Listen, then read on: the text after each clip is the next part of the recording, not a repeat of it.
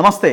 Nagar Kurnool MP ticket విషయంలో కాంగ్రెస్ పార్టీలో లొల్లి నడుస్తున్నది. టికెట్ నాకంటూ ఒకవైపున మల్లు రవి, ఇంకొక వైపున సంపత్ కుమార్ మధ్య హాట్ చర్చ నడుస్తున్నది.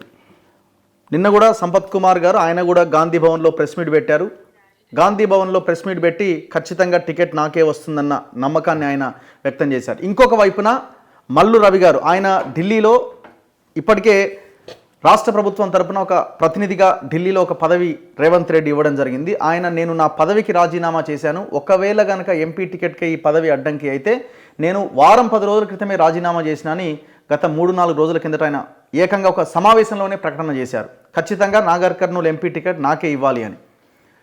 సో ఇక్కడ మళ్ళీ మాలా మాదిగా ఈక్వేషన్ ఒకటి కూడా కనబడతా ఉన్నది. సో ఇట్లా రకరకాల డిస్కషన్స్ ఉన్న ఈ నేపథ్యంలో నా ముందు సంపత్ కుమార్ గారు ఉన్నారు. ఆయన నివాసంలో నేనున్న ప్రస్తుతం. నమస్తే సంపత్ గారు. సో ఆలంపూర్ నుంచి పోటీ చేసి రిజల్ట్ మొత్తం నెగిటివ్గా వచ్చినట్టుంది, కొంత డిస్టర్బ్డ్గా ఉన్నట్టున్నారు. సో ఏంటి నాగర్ కర్నూల్ ఎంపీగా పోటీ చేయబోతున్నారా? కన్ఫర్మ్డా? మీకు టికెట్ వచ్చిందా? నో, నేను అంత తొందరపడి మాట్లాడే వ్యక్తిని కాదు, మాట్లాడకూడదు కూడా. ఎందుకంటే ఏఐసిసి పరిధిలో ఏఐసిసి కార్యదర్శిగా ఉన్నారు. నేనే ఒక రాష్ట్ర రాజకీయాన్ని చూస్తూ ఉన్నా కనుక తొందరపడి 2 అడుగులు ముందుకేసి మాట్లాడేది. ఒక అడుగు ఏంటి, 2 ఎందుకు? టైం వచ్చినప్పుడు 2 కానీ 4 అడుగులు వేస్తాను. బట్ ఇప్పుడైతే 26 మంది అప్లై చేశారు నాగర్ కర్నూలు పార్లమెంటుకు. దాంట్లో నేను కూడా ఒకటి అప్లై చేశాను. మీరు అన్నట్లు మనం ఓడిపోయిన మాట వాస్తవం. ఓడిపోయిన వాళ్లకు మళ్ళీ నామినేటెడ్ పదవులు ఏదైనా ఇవ్వడము ఆబ్లిగేషన్గా ఉంది ఏఐసిసి నియమ నిబంధనల మేరకు. కానీ మళ్ళీ పోటీ చేయడానికి మాత్రం అర్హత ఉంటుంది. Clearly AICC is for defeated candidates also. So ఓడిపోయినా కాబట్టి నేను పోటీలో లేనన్న దానికి మీరు క్లారిటీ ఇస్తున్నారు. నేను క్లారిటీ ఇవ్వడం, ఏఐసిసి క్లారిటీ. అదే దాంతోపాటు ఎగ్జాంపుల్ నేను చెప్తాను. లాస్ట్ టైం ఎమ్మెల్యే ఓడిపోయిన తర్వాత ఇమీడియట్గా వచ్చిన ఇట్లే ఎంపీ ఎలక్షన్లో పోటీ చేసిన వాళ్ళే ఈరోజు గౌరవ ముఖ్యమంత్రి రేవంత్ రెడ్డి గారు, కోమటిరెడ్డి వెంకటరెడ్డి గారు, ఇదే మల్లు రవి గారు. ఉత్తమ్ కుమార్ రెడ్డి గెలిచి మళ్ళీ రిజైన్ చేసినారు. ఇదే మల్లు రవి గారు, వంశీ చంద్రెడ్డి గారు, పొన్నం ప్రభాకర్ గారు, బలరాం నాయక్ గారు. ఈ రకంగా ఓడిపోయిన వాళ్ళు మళ్ళీ ఎన్నికల్లో పోటీ చేయడానికి అర్హులు. కానీ నామినేటెడ్కు అంత తొందరగా యాక్సెప్ట్ చేయకూడదు అనేది ఏఐసిసి వల్ల పాలసీ డెసిషన్. ఓకే. సో 26 మందిలో నేను ఒకరున్నాను. బరాబర్ నేను నమ్ముతున్నా. నాగర్ కర్నూలు పార్లమెంటు సామాజిక రాజకీయ కార్యకర్తల మనోభావాలకు అనుగుణంగా నిర్ణయం తీసుకుంటే నేనే అభ్యర్థిని అవుతానన్న నమ్మకం, విశ్వాసం ఉంది. అందుకే ఆల్మోస్ట్ ప్రిపరేటరీ వర్క్ అనేది అయితే అంటారు, బిఫోర్ నోటిఫికేషన్ ఏదైతే ప్రిపరేటరీ వర్క్ చేయాలో ఒక క్యాండిడేట్గా అదంతా చేసుకున్నా. ఈరోజు కూడా ఒక కొత్త యాక్టివిటీ చేయాల్సి ఉంటే, కానీ నిన్ననే ఎలక్షన్ కోడ్ వచ్చింది ఎమ్మెల్సీ వల్ల. కనుక దాని నుంచి ఇంకా నేను క్లారిఫికేషన్ తీసుకుంటాను. ఇప్పుడు మీరు వర్క్ చేసుకుంటున్నారంటే మీరు డిసైడ్ అయిపోయినారు అంటే మీ పార్టీ మీకు చెప్పి ఉండాలా? లేకపోతే రేవంత్ రెడ్డిని ఏదన్నా పోతుంటే కార్లో కూర్చుంటే నీదే టికెట్ నువ్వు పని చేసుకోనన్నా రేవంత్ రెడ్డి మీకు చెప్పి ఉండాలా? Revanth Reddy Vamshi Chandreddy ticket already confirm చేసిండు. సో మీ టికెట్ కూడా కన్ఫర్మ్ చేసిండేమో? మీకు చేయలేదు ఇంకా, బట్ చేస్తాడన్న నమ్మకం, విశ్వాసం ఉంది. అంత తొందరపడి రాగానే అయిపోయింది స్టార్ట్ చేసినారు కదా already. I have enough confidence. ఇంకోటి, నేను చేసిన వరకు నేనే క్యాండిడేట్ అవుతా, నేనే కావాలి, నేను కాకపోతే ఇంకేదో అవుతుంది. నో, కాంగ్రెస్ పార్టీ గెలవడానికి ఏం చేయాలనో అదంతా చేస్తూ పోతున్నా. నేను అభ్యర్థి అయినా నాకు పనికి వస్తుంది. నేను అభ్యర్థి కాకుండా వేరే వాళ్ళ అభ్యర్థి అయినా కాంగ్రెస్ పార్టీకి అయితే పనికి వస్తుంది. ఆ రకమైనటువంటి ప్రిపరేటరీ నడుస్తుంది. ఇప్పటికి 5 అసెంబ్లీ నియోజకవర్గ స్థాయి మీటింగ్ అయింది.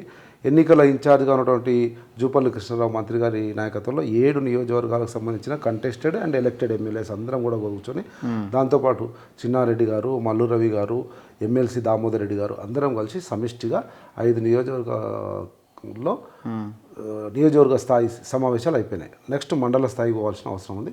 దాంతోపాటు నేను యాస్పిరెంట్గా డేటాబేస్ కానీ, లేదంటే ఆయా వర్గాల యూనియన్స్ కానీ, ఎంప్లాయీస్ యూనియన్స్ కానీ, లేకపోతే కొంతమంది అసంతృప్తిగా ఉండి ఈరోజు ఎలాగో గవర్నమెంట్ లేదు మనం ఏం చేయలేము కదా అని కాంగ్రెస్ పార్టీకి వచ్చేవాళ్ళని కానీ, ఆ రకంగా కాన్స్టిట్యున్సీ సెంట్రిక్గా, ఒక అసెంబ్లీ కాన్స్టిట్యున్సీ సెంట్రిక్గా అంత preparatory paper work, homework, strategy అన్నీ చేసి పెట్టుకున్నాను. కాదండి, ఇప్పుడు మీరు ఆల్రెడీ టికెట్ మీకు ఇచ్చారు, మీరు ఓడిపోయారు. ఇప్పుడు టికెట్ రాని మల్లు రవిని ఆ స్థానంలో మీరు యాక్సెప్ట్ చేయొచ్చు కదా? 100% మీరు అన్నది వాస్తవం. మల్లు రవి గారు అంటే నాకు అపారమైన గౌరవం ఉంది. నాకే కాదు, కాంగ్రెస్ పార్టీలో నాకంటే సీనియర్గా, అగ్రజుడుగా, అనుభవజ్ఞుడుగా, 2 సార్లు పార్లమెంట్ సభ్యుడిగా పనిచేసిన వాడిగా, ఈరోజు ఏదైతే ఢిల్లీలో ప్రత్యేక ప్రతినిధిగా ఉన్నారో ఆ రోజుల్లోనే ఉండి సక్సెస్ఫుల్గా రాజశేఖర రెడ్డి నాయకత్వంలో పనిచేసినారు. I don't have any objection, any negative towards Mallu Ravi గారు. కానీ మల్లు రవి గారు ఢిల్లీలో అధికార ప్రతినిధి పదవి రాకముందు వరకు పార్టీ చెప్తే చేద్దాము, లేకపోతే లేదు అనే ఆలోచనలో ఉన్నాను నేను. కానీ కాంగ్రెస్ పార్టీ స్ట్రక్చర్ తెలిసిన వాడిగా, కాంగ్రెస్ పార్టీ ఆలోచన విధానం తెలిసిన వాడిగా, రేవంత్ రెడ్డి గారికి సన్నిహితంగా ఉండి వారి ఆలోచన విధానం ఏ రకంగా ఉంటుందో తెలిసిన వాడిగా, వారిని ఎంపీ కంటే పెద్ద పదవి అయినటువంటి క్యాబినెట్ ర్యాంక్తో కూడినటువంటి ఒకటి ఢిల్లీలో ఇచ్చిన తర్వాత న్యాచురల్గా సమ్ ఆల్టర్నేటివ్ సెర్చ్ చేస్తుంది గౌరవ్ పార్టీ అనుకున్నా. అందుకని అప్పటి నుంచి నేను కొద్దిగా అడుగులు ముందుకేసి నా ప్రిపరేటరీ వర్క్ స్టార్ట్ చేయడం జరిగింది. దాంతో పాటు ఒకటి చెప్తాను Raghu garu, you know better than anybody else. మహబూబ్నగర్లో కూడా క్షేత్రస్థాయిలో పోయి మీరు రిపోర్టింగ్ చేసినటువంటి అనుభవం ఉంది మీకు. Nagar Kurnool parliament is highest Madiga populated constituency. ఇప్పుడు కాదు, ఉమ్మడి ఆంధ్రప్రదేశ్ రాష్ట్రంలోనే అత్యధిక మాదిగలు ఉన్న పార్లమెంటు నియోజకవర్గం ఏది అంటే అది నాగర్ కర్నూలు. టోటల్ అన్ని ఎంపీ నియోజకవర్గాలు మొత్తంలో. కనుక సామాజిక సమీకరణలు రేవంత్ రెడ్డి గారు కానీ, మా సునీల్ కనుగోలు కానీ, even Delhi Congress is also very conscious about social equation. Winnability ఒకటి, సామాజిక సమీకరణాలు ఒకటి, ఈ రెండింటిని కొలబద్దగా తీసుకొని ఎంపిక జరుగుతుందని పిఈసి సమావేశంలో రేవంత్ రెడ్డి గారు గౌరవ ముఖ్యమంత్రి మరియు పిసిసి ప్రెసిడెంట్ గారు చెప్పినారు. సేమ్ అదే రాహుల్ గాంధీ గారు, కేసీ వేణుగోపాల్ గారు, ఖార్గే గారు కూడా ఆ కోణంలోనే ఎంపిక జరుగుతూ ఉంది. కనుక నాకు నమ్మకం ఉంది ఆ సామాజిక కోణం కానీ, లేకపోతే ఇప్పుడున్నటువంటి పరిస్థితులలో వారు అక్కడ అకామిడేట్ అయినారు కనుక మారుతున్న రాజకీయ పరిస్థితులలో ఈరోజు బీజేపీ టీఆర్ఎస్ మధ్యలో పోతున్న క్రమంలో నా ఏజ్ కానీ, నా రాజకీయ వ్యవహార శైలి కానీ నాగర్ కర్నూలులో పనికొస్తుంది, వినబిలిటీ నాకే ఎక్కువ ఉంటుందేమో అని అనుకుంటున్నా కనుక ఉన్నా. కాదు మీరు ఏమంటున్నారంటే మల్లు రవికి ఎంపీ కంటే చాలా పెద్ద పోస్ట్ ఇచ్చారు, క్యాబినెట్ హోదాతో కూడిన పదవి అని అంటున్నారు. అందుకే నేను రంగంలోకి దిగినా అంటున్నారు. ఆయన ఏమంటున్నారు, ఈ పదవి అడ్డమైతే నేను రాజీనామా చేస్తున్నా, చేసేసిన ఆల్రెడీ నేను పంపించిన రేవంత్ రెడ్డి కానీ ఆయన చెప్తున్నారు. మీరేమో చాలా పెద్ద గొప్ప పదవి అంటున్నారు. అసలు ఆయన పదవే కాదనుకుంటున్నాడు, ఎంపీనే పదవేనా ఆయన అనుకుంటున్నాడు. మల్లు రవి గారి వాదన అది, నా వాదన ఇది. రెండింటికి జడ్జి ఎవరు వాదనలు? పార్టీ, గౌరవ ముఖ్యమంత్రి. ఇంకొకటండి, ముఖ్యమంత్రి మరియు పిసిసి ప్రెసిడెంట్ అయిన రేవంత్ రెడ్డి గారు ఏమి చెప్తే తూచా తప్పకుండా సంపత్ కుమార్ వింటాడని తెలంగాణ రాష్ట్రం మొత్తం తెలుసు. కాంగ్రెస్ కార్యకర్త ఏ సంపద ఆగా ఇప్పుడే తొందర ఓకే, ఏ నడవ నార్కల్ కంటెక్ట్ చేయి ఓకే,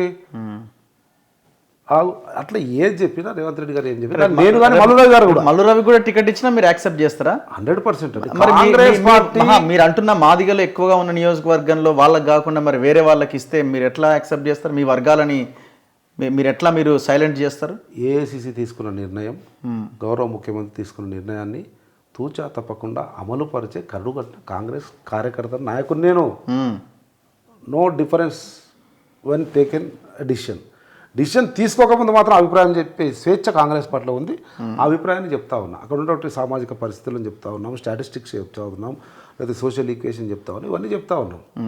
దానికి అనుగుణంగానే ముందుకు పోతాం తప్ప వేరే ఆలోచన ఏం లేదు. సో మీకు ఎంతవరకు అంటే ఇప్పుడు ఈ ప్లాన్ అంతా కూడా అంటే ఆయనని ఢిల్లీకి పంపించడానికి, అక్కడ ప్రతినిధిగా నియమించడం వెనుక కూడా ఆయనకి ఎంపీ టికెట్ వద్దు అన్న కోణంలోనే డెసిషన్ తీసుకొని ఉంటారేమో, అంతేనా? నో, బేసికలీ గౌరవ ముఖ్యమంత్రి గారు తర్వాత ఏసీ తీసుకున్నటువంటి నిర్ణయం వెనుక ఉన్నటువంటి రహస్యం ఏంటి అని నా సరే నేను చెప్పకూడదు. But general common phenomena, if Sampath is accommodated somewhere, definitely this will not be for Sampath అనేది సింపుల్ కామన్ అండర్స్టాండింగ్ పొలిటికల్ సిస్టంలో. కనుక ఆ రకంగా అనుకున్నాము. ఇప్పుడు కూడా లేదు కాదు వారు అంటున్నారు, మల్రయ్య గారే అంటున్నారు, నాకు అది వద్దు అంటారు. Yes, party has to take a decision. Party అలా కాదని సార్ కదొద్దు, సార్ నీడే చెప్పాల, సార్కు రైట్ హ్యాండ్గా సంపత్ కుమార్ ఉండి మల్లు రవి గారిని గెలిపించుకుంటాడు, రాసి పెట్టుకోండి. బట్ రేవంత్ రెడ్డి గారి సొంత నియోజకవర్గం అది. ప్యూర్లీ 0.01% కూడా ఎవరి అభిప్రాయం కానీ, ఎవరి ఆలోచన కానీ, ఎవరి ఒత్తిడి కానీ దాని మీద ఉండదు. సీఎం రేవంత్ రెడ్డి గారు ఏ నిర్ణయం తీసుకుంటే ఆ నిర్ణయాన్ని కట్టుబడి ఉంటాను నేనే కాదు, నాకు నమ్మకం ఉంది మల్లురవి గారు కూడా అట్లే ఉంటారు. ఎందుకంటే 10 సంవత్సరాల దగ్గరుండి ఒకవైపు మల్లురావు గారు ఉండి, ఒకవైపు సంపత్ కుమార్ ఉండి, రేవంత్ అన్న ఏ అడుగు వేసినా ఆ అడుగులో అడుగేసి ముందుకు పోయినాం. ఈరోజు కాంగ్రెస్ పార్టీ అధికారంలోకి రావడానికి కారణమైనాం. దురదృష్టవశాత్తు నేను ఓడిపోయి ఉండవచ్చు, దురదృష్టవశాత్తు ఆయన కంటెస్ట్ చేయకపోయి ఉండవచ్చు మొన్న. కానీ కాంగ్రెస్ పార్టీ అధికారంలో రావడానికి మా కాంట్రిబ్యూషన్ లేదని ఎవరు. సో ఈ ఈక్వేషన్ కూడా అయి ఉండొచ్చా? ఇప్పుడు భట్టి విక్రమార్క ఉప ముఖ్యమంత్రి, ఆర్థిక శాఖ మంత్రి. భట్టి విక్రమార్క భార్య నందిని గారు ఇప్పుడు ఆమె టికెట్ కోసం ఖమ్మంకి అప్లై చేసుకున్నారు. మల్లు రవి గారు వాళ్ళ బ్రదరు, ఆయన ఇప్పుడు ఎంపీ టికెట్ అడుగుతున్నారు. మరి ఇంతమందికి ఇస్తే మళ్ళీ అది నెగిటివ్ అవుతుందని ఒక కోణం అయి ఉండొచ్చు. ఇప్పుడు ఇంకొక చర్చ ఉంది ఏంటంటే మొత్తం రెడ్లు మాలలదేనా రాజ్యం కాంగ్రెస్లో అన్న ఒక చర్చను కొంతమందికి తీసుకొస్తున్నారు. ఇప్పుడు ఎంపీ టికెట్ల విషయంలో కూడా ఆ ఈక్వేషన్ కనబడతా ఉన్నది. సో ఈ ఫ్యాక్టర్ ఏమన్నా మల్లు రవికి ఇబ్బందిగా మారుతున్నదా? మీరు అడిగినట్టు రవి గారు, దేర్ ఆర్ 2 issues. ఒకటి, ఫ్యామిలీ ఎక్కువైనరు కదా అని మీరు అడుగుతున్నారు. భట్టి విక్రమార్క గారు కాంట్రిబ్యూషన్ ఉంది. ఈరోజు నాకు మల్లురావు గారిని ఏదో అంటే ఆయన తప్పుకుంటే నేను ఎంపీ అయితే అనే ఆశతో దురాశతో మాట్లాడే టైపు కాదు నేను. 100% భట్టి విక్రమార్క గారి కాంట్రిబ్యూషన్ ఉందండి కాంగ్రెస్ పార్టీ అధికారంలోకి రావడానికి. బరాబర్ ఆయనకి ఇస్తారు. మల్లురావు గారి కాంట్రిబ్యూషన్ ఉందండి.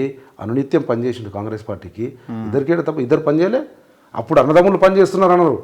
ఇప్పుడు పదవి ఇచ్చిన మాత్రం అన్నదమ్ములకు ఎట్లా ఇస్తారు? నో, ఆ టైప్ కాదు నేను. ఇద్దరు కూడా పనిచేసారు, సైమల్టేనియస్గా ఇద్దరు పనిచేసారు. దాంతోపాటు భట్టి గారు వాళ్ళ మిస్సెస్కి అడుగుతున్నారంటే అక్కడ ఉన్నటువంటి ఖమ్మం రాజకీయ పరిస్థితులకు అనుగుణంగా అలవోకగా గెలవాలంటే వీళ్ళ ఫ్యామిలీ నుంచి ఎవరైనా ఉంటే మంచిదేమో అని సేమ్ మీరు అన్నట్లే ఆ ఉద్దేశంతో భట్టి విక్రమార్క గారి మిస్సెస్ ఎక్స్పెక్ట్ చేస్తూ ఉన్నారు. పొంగులేటి శ్రీనివాసరెడ్డి గారి బ్రదర్ ఎక్స్పెక్ట్ చేస్తూ ఉన్నారు. తుమ్మల నాగేశ్వరరావు గారి అబ్బాయి ఎక్స్పెక్ట్ చేస్తున్నాడు. ముగ్గురు ఎక్స్పెక్ట్ చేస్తున్నారు. పార్టీ ఏం నిర్ణయం తీసుకుంటుందో చూడాలి. అది ఒకటి. రెండోది, మాల రెడ్డి అంటున్నారు కదా. 83 days గవర్నమెంట్ ఏర్పడి 83 days లోపలనే వీళ్ళు ఎక్కువైనరా వాళ్ళు ఎక్కువైనరా మా వర్గము ఇంకా ఎక్కడ అడ్జస్ట్ కాలేదు అని అంత తొందర పడాల్సిన అవసరం లేదు. తొందరగా ఇస్తున్న పదవులు లెక్క పెడితే అంత వాస్తవాలు కనిపిస్తూనే. అవును, ఇప్పటివరకు 85 days అయితే 1 day అవుతుంది. ఏ రోజు పదవిస్తే ఆ రోజు కౌంట్లోకి వచ్చేస్తూనే ఉన్నది. 100% కౌంట్లోకి వచ్చింది. ఈ రోజు ఇట్లుంది. ఇదేం 6 గ్యారంటీ కాదు కదా, ఎంత ఖర్చు పెట్టినారు ఇంకా ఈ స్కీమ్ అమలు కాలేదని చెప్పడానికి చెప్తున్నా. ఇప్పటి వరకు అయిన నియామకాల్లో మీకు అలా అనిపించింది వాస్తవం. నేను కాదు, బరాబర్ మీరు అన్నది వాస్తవం. వాళ్ళది వీళ్ళది ఎక్కువైంది అనేటువంటి ఆలోచన ఉంది. కానీ ఇంకా వేకెన్సీలు చాలా ఉన్నాయి. ఆ వేకెన్సీలన్నీ ఫిలప్ అయినప్పుడు నా కమ్యూనిటీ డామినేట్ చేయొచ్చు. అప్పుడు అందరూ నా కమ్యూనిటీని అంటే ఇప్పుడు ఎంపీ ఎలక్షన్స్ లోపు మీ ఇప్పుడు ఈ మాదిగ సామాజిక వర్గానికి అనుకూలమైన న్యాయం జరగకపోతే ఇప్పుడు మీ నాగర్ కర్నూలే అంటున్నారు ఉమ్మడి ఆంధ్రప్రదేశ్లో మెజారిటీ మాదిగలు ఎక్కువగా ఉన్నారు అని. ఆ మాదిగలు మీ వైపు నిలబడతారా? మరి సంపత్ కుమార్కి ఓటేస్తే చాలు అని అనుకుంటారా? 100%. ఎప్పుడు కానీ పార్టీ ఈజ్ ద ప్లాట్ఫామ్. పార్టీతో పాటు అభ్యర్థి అనేది కొద్దిగా పనిచేస్తుంది. దాంట్లో నేను కాదనను. దాంట్లో ఈ సామాజిక సమీకరణ అనేది ఈరోజు సమాజంలో అవునన్నా కాదన్నా వర్టికల్ డీవియేషన్ వచ్చేసింది. వచ్చిన సమయంలో ఇంకోటి మోస్ట్ కాన్షియస్ సోషల్ జస్టిస్లో మా ముఖ్యమంత్రి రేవంత్ రెడ్డి గారు. మీరు ఏ క్యాలిక్యులేషన్ తీసుకోండి, ఏ అపాయింట్మెంట్ తీసుకోండి, ఎక్కడ నడుస్తున్నా ఎక్కడ కూర్చున్నా ఏ నిర్ణయం తీసుకుంటున్నా కానీ సామాజిక న్యాయం అనేది ఆయన మెదడులో తొలుస్తూనే ఉంటుంది. దానికి అనుగుణంగా నిర్ణయాలు తీసుకున్నారు. రెడ్లు ఎక్కువైపోయినారు ఇప్పటి వరకు అయితే ఉన్నది. నామినేటెడ్ పదవుల్లో కూడా రెడ్లనే పెడుతున్నారు. అరే ఒకటి ఆలోచన చేయాలి మనము. ఇప్పుడు ఎంపీ ఎలక్షన్లు ఎంతమంది బీసీలకు ఇస్తారు మీరు చెప్పండి? చూస్తారు కదా 17 మీరు అనుకోవడం ఇంకా ఓడిపోయే సీట్లలో పెడతారు. ఇప్పుడు హైదరాబాద్ బీసీని పెడతారు. ఏం ఉపయోగం బీసీని పెడతారు? ముందుగానే మనం ఏదో ఊహించి కోయిల ముందే ఎమ్మెల్యే ఎలక్షన్స్ లో మనం చూసినాం సార్. ఎమ్మెల్యే ఎలక్షన్ లో మెజారిటీ సీట్లు ఏమి ఇవ్వలేదు కదా. గవర్నమెంట్ ఫామ్ అయింది కదా. Government ultimate aim is to form the government. Winnability is the criteria and social justice is the second criteria. So these are two ఏకీభవించి ముందుకు ఒకే ట్రాక్లో ముందుకు పోతే అప్పుడు గెలవడం జరుగుతుంది. 100% మీరు రాసి పెట్టుకోండి. సామాజిక న్యాయం విషయంలో, ఈక్వేషన్స్ విషయంలో రేవంత్ రెడ్డి గారు చాలా కాన్షియస్గా ఉంటారు. నేను I'm live witness for many episodes. Okay, కనుక ఇబ్బంది ఏమి ఉండదు. 4 రోజులు లేట్ అవుతుండొచ్చు. ఈరోజు సింపులే 85 రోజులు అయింది. అరే 8 సంవత్సరాలు పనిచేస్తే నేను ఏం కాకపోతే అరే 85 రోజులకు అయిపోయిందండి. 8.5 ఏళ్ళు కష్టపడ్డాము. 85 రోజుల్లో ఇంకా మొత్తం అయిపోవాలంటే కాదు కదా. It takes time. అలాగే సేమ్ ముఖ్యమంత్రి గారు కూడా నిర్ణయాలు తీసుకొని అందరినీ సమపాలలో సమకూర్చడానికి, పొందికగా కూర్చోబెట్టడానికి కొద్ది సమయం పట్టవచ్చు. ఓకే, ఇప్పుడు ఎవరు మీకు పోటీ అంటే ఇప్పుడు ఇదే మాదిగ సామాజిక వర్గం నుంచి మీరు తప్ప ఇంకెవరు లేరా మీ నియోజకవర్గంలో? నో ఉంటుంది అట్లేదు. 26 మందిలో మిగతా వాళ్ళ ఉన్నారు. బట్ పార్లమెంటు స్థాయి ఆలోచన చేస్తే ఇప్పుడున్నటువంటి చర్చల్లో కానీ ఇప్పుడున్నటువంటి పిఈసి స్క్రీనింగు సిఈసి వీటిల్లో ఏదైనా చర్చ జరగగలిగే అవకాశం ఉన్నది. మల్లురావి గారి నాదే చర్చ జరుగుతుంది. ఓకే, కనుక దాంట్లో పార్టీ నిర్ణయం తీసుకున్నా. ఇప్పుడు ఆయన రాములు సిట్టింగ్ ఎంపీ కదా ఆయన, సో ఆయన పార్టీ మారే అవకాశం ఉంది, బీజేపీలోకి వెళ్ళొచ్చు అని అంటున్నారు కదా. ఈ రోజున్న పరిస్థితులలో నాకున్న సమాచారం మేరకు మొన్నటి వరకు నువ్వు తెచ్చుకో టికెట్, సంపత్ నువ్వు తెచ్చుకో, నీవే క్యాపబుల్ అవుతావు, వినబిలిటీ కూడా నీకే అకౌంట్ తెచ్చుకో, నేను పార్టీలోకి వస్తా. కానీ నా కొడుకు భరత్ జడ్పీ చైర్మన్ చేస్తా అని చేయలేదు టీఆర్ఎస్ పార్టీ. కానీ నేను కాంగ్రెస్లోకి వస్తా, ఇప్పుడున్న పరిస్థితుల్లో కాంగ్రెసే అవసరము అని బీజేపీని కంపేర్ చేస్తూ చెప్పి భరత్ను ఫ్యూచర్లో ఏదో ఒక రకంగా అడ్జస్ట్ చేస్తే చాలు, ఓకే ముఖ్యమంత్రి గారితో మాట్లాడి ఒక మాట ఇప్పి అని ఉండే. నేను కూడా అలాగే చేద్దామనే ఆలోచనతో ఉంటే ఏమైంది అంత లోపల బీజేపీ వాళ్ళు కన్నుకొట్టినట్లున్నారు. బీజేపీ వాళ్ళు గోకుడు గిల్లుడు అవసరం, ఎందుకంటే అక్కడ అంత డ్రై ఉంది కదా, అభ్యర్థులు లేని పరిస్థితులలో బీజేపీ వాళ్ళు ఏదో గోకినట్లున్నారు, కొద్దిగా అటువైపు చూస్తున్నట్లు కనబడుతుంది. ఓకే, మళ్ళీ కాంటాక్ట్లోకి వెళ్ళలేదా మీరు? కాంటాక్ట్లోకి వెళ్ళి ఆ పరిస్థితి అలా ఉంది అని తెలిసి మనం ఈ టైంలో చేయడం సమంజసమా కదా అని ఆలోచన చేస్తా ఉన్నాం. పార్టీ దృష్టిలో ఉంది, definitely will try for it. So actual కాంగ్రెస్లోకి వస్తా అని అన్నాడు, అంటే భరత్ని జెడ్పీ చైర్మన్ చేయాల్సిన జడ్పీ చైర్మన్ ఫ్యూచర్లో ఇంకా చిన్న ఏజే, ఫ్యూచర్లో ఏదో ఒక రకంగా అకామిడేట్ చేయండి, రేవంత్ రెడ్డి గారితో ఒక హామీ ఇప్పియండి అని చెప్పి ఉండే. బట్ మధ్యలో ఏమైందో చూడండి. సో మరి రెడీ చేసుకున్నారా పైసలు? ఫోన్లు ముందర 3 ఫోన్లు పెట్టుకొని రెడీ అవుతున్నట్టున్నారు. అది దట్ ఈస్ ద మిస్టేక్. ఫోన్లు 3 కాదు, అవి 2. కానీ కనబడేవన్నీ మీరు ఫోన్లే అనుకుంటారు. ఒకటి చార్జర్, అంటే అట్లా అనిపిస్తుంది అన్నట్లు, అరే ఏంది ఇట్లా అని కాదు. కొద్దిగా వెరిఫై చేస్తే వాస్తవాలు ఏందనేది బయటకు వస్తుంది. బరాబర్ అన్నిటికీ 100 కోట్లు కావాలి మినిమం. 100 కోట్లు ఉట్టి మాటలు, 100 అన్ని. ఇప్పుడు అన్ని అసెంబ్లీ అన్నీ కవర్ చేయాలి కదా. ఇప్పుడు మీ పార్లమెంట్ కింద ఉన్న అసెంబ్లీలు అన్నీ కవర్ చేయాలి. ఒకటి, నేను పార్టీకి ఏ రకంగా ఎన్ని సంవత్సరాల నుంచి పనిచేస్తున్నా అన్నది నా నియోజకవర్గం, నా ఉమ్మడి జిల్లాలో గల్లీ గల్లీ గేరి ప్రతి మనిషికి ప్రతి కార్యకర్తకు తెలుసు. దాంతోపాటు ఈ 10 సంవత్సరాల టీఆర్ఎస్ మీద ఎన్ని కేసులు, ఎన్ని అరాచకాలు, ఎన్ని దెబ్బలు, ఇంకా కూడా అక్కడక్కడ చూసిన దెబ్బలు, అంత అగ్రెసివ్గా ఫెరోషియస్గా కొట్లాడినటువంటి 3-4 నేను ఉన్నా రాష్ట్రంలో. తర్వాత ఈరోజు 7 అసెంబ్లీలలో 5 అసెంబ్లీలు మా వాళ్ళే గెలిచినారు. 2లో నేను, మా పక్కన గద్వాల లంపూరు. ఈ రోజున పరిస్థితులలో ఈజీగా అది ప్లస్ అవుతుంది, సానుభూతి అనుకోండి, సెంటిమెంట్. ఓకే, మేము ఓడిపోయిన తర్వాత జరిగిన పరిణామాలతో అరే గవర్నమెంట్ వచ్చే సంపదను ఉంటే మంత్రి అవుతుండే, డెవలప్ అవుతుండే కదా మన జిల్లా అనేటువంటి ఆలోచన వచ్చింది కనుక ఆ 2 ప్లస్ అవుతాయి. దాంతోపాటు మిగతా దగ్గర మా ఎమ్మెల్యేలే ఉన్నారు, మొన్ననే గెలిచిండ్రు, ఇంకా ఎన్నికల వాతావరణం నుంచి బయటపడలేదు కనుక అదే ఊపులో కొద్దిగా ముందుకు పోతే సరిపో. దానికి ఏదో 100 కోట్లు ఏదో చెప్తారండి, పెద్ద ఇన్ని పెట్టినా అన్ని పెట్టినా అని.